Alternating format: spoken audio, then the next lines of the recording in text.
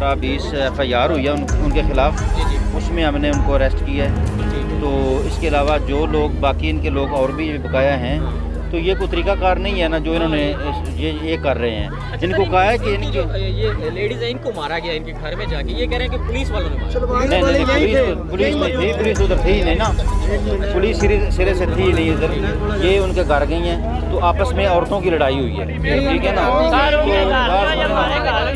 आपका उनका घर इकट्ठा है ना, साथ साथ घर है ना इनके, आपस में इनकी लड़ाई हुई गुत्थम गुत्था जो मोहल्ले में। तो इनको कहा है जो भी इनका हक बना है इनको मिलेगा।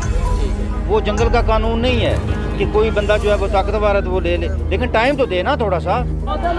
सदर थाने के पास, थाना रोड, सर थाने के बिल्कुल सामने आप आएंगे ना, ये औरतें घर थी, ठीक। अभी हम अपने अपने काम पे थे, इन्होंने लड़के बुला के और पुलिस को बुला के इन्होंने हमारी बीवियों को भी मारा है और हमारे घर में कब्जा किया, ठीक है। 2 लड़कों को सटें लगी हुई हैं, अभी अस्पताल लेके गए, ठीक है। अभी 2 लड़के